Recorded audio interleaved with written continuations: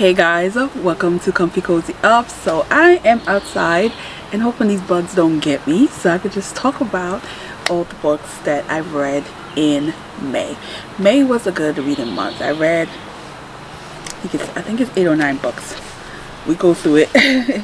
A lot of romance, a lot of books that are surrounding art and music, and I find that I really enjoy that. It was just such a good to be in my zone, to be in my elements of certain things that I really loved, and it's even transcended to go into places, see some jazz and all that. So we're gonna start with the physical books and then move into the ebooks. I read a lot of books on my Kindle. It was so convenient just to walk around and do that. But before I do, please check out the previous video where we talk about Career-a-thon and the group book selected this year. And yeah, so let's dig in. River East, River West. This is a book that really is talking about belonging, and it surrounds an immigration story of expat. I guess you would say the mother in this, an American mother living in China and raising a child that is biracial, and a child not quite fitting in and not wanting to be there, and has this fantasy about what America is. Then you have the mother who is now married to a Chinese man who acquired wealth during a time period when the stock market was doing very well. This was before the crash of 2008, and he has regrets. He's living with things that happened in his past, his own endeavor that never quite happened the way he wanted. He acquired wealth, but not on the education aspect that he wanted.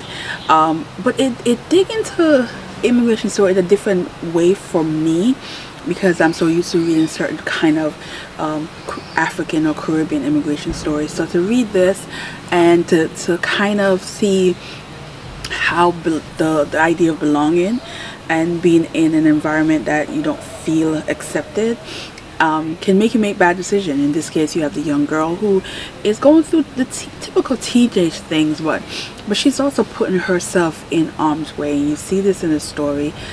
So there's a level of moments where I liked her, and there's moments where I'm just like want to shake her, and then there's moments where you just want to hold her and rock her and tell her that it's okay to be who you are, kind of deal. I was very much thinking this is a really good literature. It made it to the finalists for the Women Prize. It's definitely a prize kind of book when you think of the writing style and how the story is told. It do put you on a different kind of journey in terms of it is an up and down battle with this book, where moments where you are so not sure what the heck is the point, but then there's a moment where it's like the book just slaps you in your face and you're like, oh wow, that's what's happening.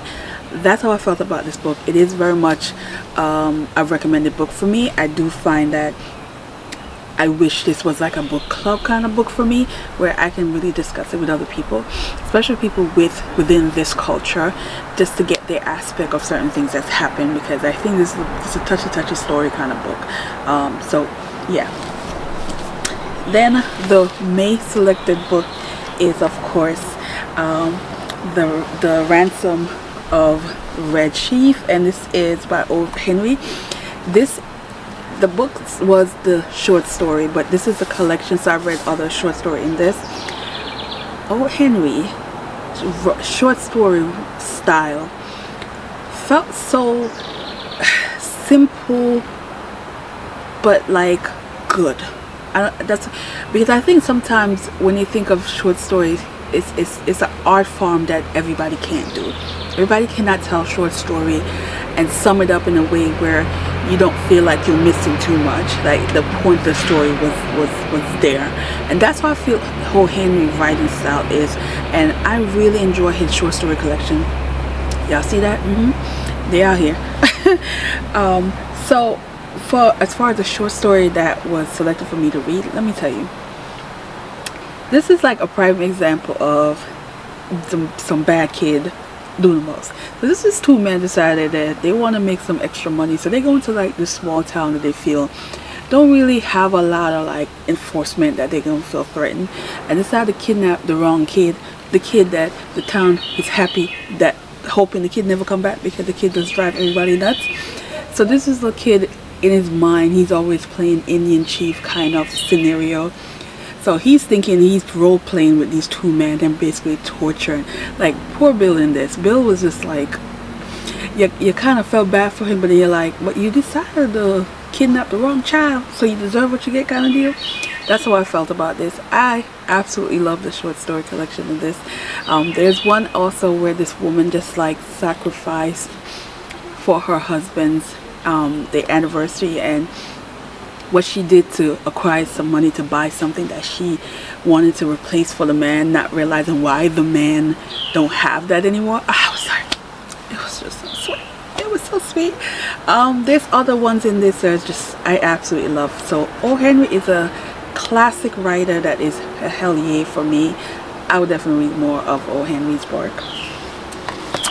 Then we went into some Regency, and this is Gamble at Sunset. Let me tell you about Vanessa Riley. Me and Vanessa Riley have this thing. I am a fan of her historical fiction. I am a true fan. Like, I always feel like I walk away from her book learning something new, even if the storyline is not so over the top, but she always has historical content in the book that I really like.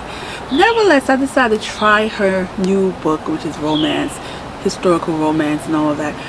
The problem is I struggle with books with dukes and lords that's supposed to be romance. I feel it gives me very much YA kind of storytelling. So I typically just I'm never like jumping up my skin for any of it. This book, exactly what I thought it was gonna do once I dig into it, but that was kind of hopeful because I really like Vanessa Riley's writing style.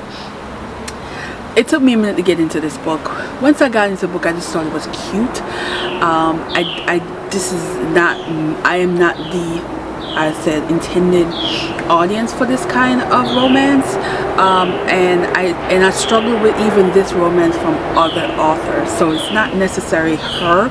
It's just that genre of romance has never been my cup of tea, and let's just say I've yet to see Bridgerton.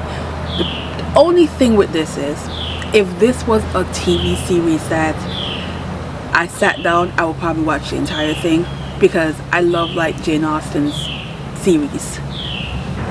I love those, but for some reason this felt very much YA-ish. It is really about three sisters, and you have the youngest one who's plagued by illness. You have the oldest who's a widow and kind of married for convenience, and the husband passed away and she didn't get any benefits she would have thought she would have gotten. But then you learn a little bit of secret of why even she got married in the first place. And then you have the main character, the middle child, and she is a bit of a rebel but also still protected by her sisters or family, and she fell for an artist. So this is where the musician comes in. He's a composer, but he has not hit it big yet, and he wants to, and she is his muse, and he noticed that she does have a voice and she hasn't really tapped into the talent that she has. So he's trying to do that, but there's a scandal with their interaction, because if the first time they interact she kissed him. When you think of the time period, that could make her tarnish her name, tarnish her reputation, tarnish her family reputation. So in this one you have where they're putting up a show to make it seem like she was studying with him, and he's also hopeful that something powerful will come out of this, where he can gain some kind of wealth and be able to even have her eventually, because he felt for her, they felt for each other. I like that aspect, and this is why the book still kept me going. I still turned the page, even though in the beginning I was just like, what? So this is what I would say. If you are into this kind of romance, you will love this.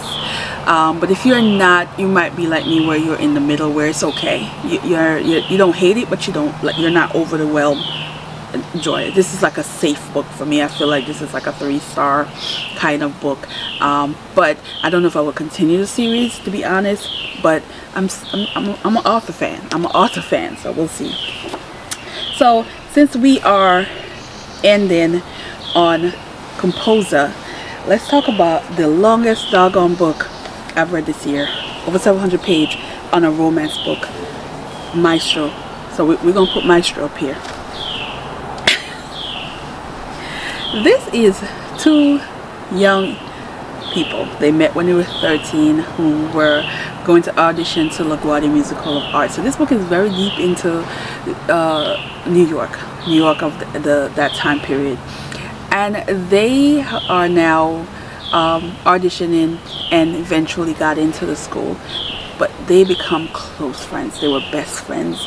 They spent all their time together, and it blossomed into that early stage of love, of true love, when your understanding of love is this. And in the story, you are following years of them.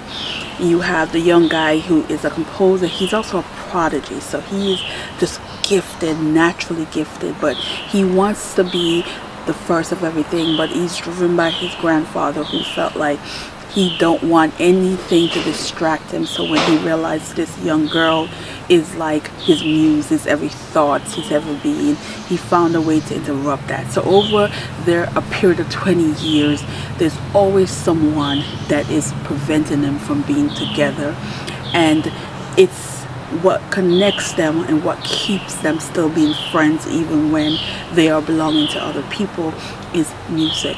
It's the sadness of him not being able to be with her fuel his music, where he's just performing brilliant and making a name for himself, and everybody know who he is. And she also have this love and this joy for music as well, and she's also struggling with the fact that she was a love child in this story. So there's that old idea that she's never going to get what she wants because of what it costs and what it will prevent. But what I liked about this story is how, even though she was a love child, the wronged mother had this love for this child that ultimately could have destroyed her marriage, but still loved this child as if that child was her own. I thought that was an interesting way of talking about love child in this. But it is it's long, but it's also long in a way where you can't stop reading. It's like like reading somebody's life, where every year they are dropping things in this story, and so 20 years of things are happening. So it felt very epic, but it's also, like I said, it was long, but I loved it. I loved the end. There was a moment at the end where I personally thought I would never read a book from this author again, but then it was like an aha moment. I was like because I was ready to like throw my Kindle, like what? But it turned out very good. That's my strength. All right, so before we go into the art situation, let's do Assist by Alexander House. And this is the 3rd book in the hockey series. And just you have this woman who is like albino. She's very much a rap artist that is really, really good. And then you have the hockey player who is like fall for her, and it's just, there's that instant love kind of thing going on. But I really wouldn't say instant love. It's more of affection. It's more like intimacy is good and they're going to continue, but they have something in common. They both were raised by people that weren't their parents. In this case, you have the female who kind of know the background story of how she became living with this woman that raised her and the woman's son. But then you have the hockey player, where he is not knowing anything about his parents and how he just got dropped off. But he was raised by a woman who was a designer who left everything for him, but he never lived within that means of people knowing that he was wealthy. What I love in the story is how she was able to introduce some previous people from previous book as the guy's father. I was literally screaming like, what? It's not my favorite from the author, but it was fun at the end when I realized like who the daddy was, that kind of deal. I love that part of the story. It was very sexy. It's very much Alexander House again, but it's not like the best one of them that I've read, but I do think this is a one that you should read. All right, let's get back to some more art, and this is The Art of Scandal, and this is a book that it was a debut for the author, I think Regina Black, and this is a book that really is about new love. There's an age gap in this as well. It's the politician wife, you know, who is basically realizing her husband's a dog and cheating and trying to keep up her parents because he's running for office, and how she has to live within knowing that, you know, he has a mistress, and her feelings now are in like where she's discovering things about her and why she accepts and why she put herself in certain situation. And this young man who is an artist who doesn't really share his work in terms of people knowing exactly who he is, his family who are wealthy, but he doesn't quite feel connected to the things that they want and the things that they're passionate about. And in this, I just love how art plays such a beautiful role in both their lives. She was an art student, he is an artist, his work is very much admired on a social setting, but no one really knows his true identity. But they bond over that, and it's like a very much finding yourself kind of story, like discovering who you are, heal in this as well. I find that the main female character in this, that there's moments where she realized she has to heal, she has to get her life back. And in this, what I did really appreciate is how she got everything she wanted and deserved: career back, wealth back, communication, and love back from not just the man but also her daughter in this. And I find those kind of romance that, yes, it can be sexy and erotic, but I need to know that the character is learning and is growing and is recovering from life lessons and things that was happening. So I was here for this, loved it. And so now we're gonna go into, let's go into some Christina C. Jones. Now, I read the first one, which Hostile Takeover is the first book I actually read in a month, and loved it. I find that her kind of book, I love her kind of book for in terms of the alpha male character, the aggressive male character, but the woman that's not gonna like be easily wooed, that kind of deal.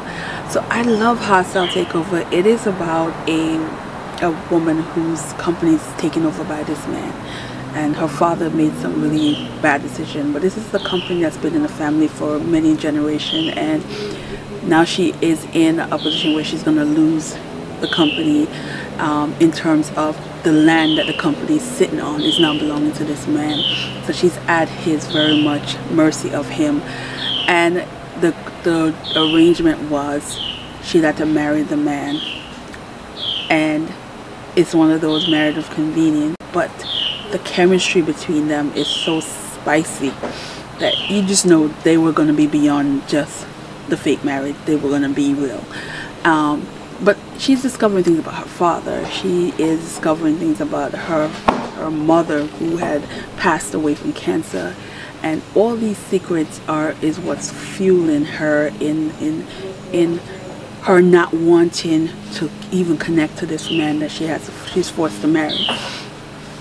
I'm telling you right now, this one is another way of Christina Jones getting me, because I don't like the contemporary romance that she had, but this kind of romance where there's some action packed involved and there's some things happening, I'm here for it. And in this one, you are introduced to the blacks, and they're scary as hell in this book. You don't know what they are, but you know that anybody that cross and get involved with the black never live to tell it, that kind of deal. So then you got the series that's a spin-off from Hostile Takeover, which is, I talked about already in the video where I'm still gushing over it. It's a vampire series. I've never read any kind of paranormal series ever, and it is about 3 brothers. And in the first book you have one brother who has a calling. So in this, the setup for the series, these are men who have they have a connection with women that are supposed to be their chosen woman. They don't have a say, it's destiny, and they don't, sometimes they know ahead of time who that woman is. There's that connection, that certain shift that draw them towards that person. And there's sometimes where they know the person and can't do anything because there's a time when they can get that person. In the first book you have let's see, Curiosity. So in the first one, Curiosity, you have in this one you have the artist in this. So this is where the artists come again, and he had a connection with this woman that he saw on a boat, and that woman was the one. She is a caterer, she does parties, he's very wealthy, we don't know how old he really is but he hired her because he knew she was the one. And while he's courting her, there's things that's happening that is freaking the girl out because she doesn't know what he is. But at the same time, when she's around him, she can't seem to run or move away or get away because there's that connection that they have that's just draw them in. And I tell you, this was so sexy. And I tell you, this was like, what the hell, freaky deaky. But I love every bit of it. This is something that I will read multiple times. You hear all that noise, is the neighbor's dog, by the way. Love it. And then I said I want to get on to the next one. And the next one now is where the female in this is also connected to the first female. They're friends, but she does floral. And how she's connected to, again, another brother. But this case was different because that brother knew for a long time that is his woman, that is his connection, that is his destiny, but can't do anything about it because of time. But things are happening that is pushing them closer before the actual time, but you get to know why. In this one, it's not as sexy and drawing you in as Curiosity, but it's still interesting. And I still was like turning pages. I don't know, guys. I'm waiting for the third one, and the third one better be that the younger brother that's the troublemaker in most of this, which I can't really say why he's a troublemaker because it's a giveaway, but I love that. And I can't wait for his connection, which we know who his connection is going to be if you read the second one. But it ended like on a cliffhanger where you're like, wait a minute, I need that book now. So I hope she writes that book and publishes it real soon, because I love to see how that's going to play out in this. It's not for everybody, I think, but if you like paranormal like me, I am not a paranormal person when it comes to books, but for some reason these 2 books are like hell yes for me. So I was very much here for it.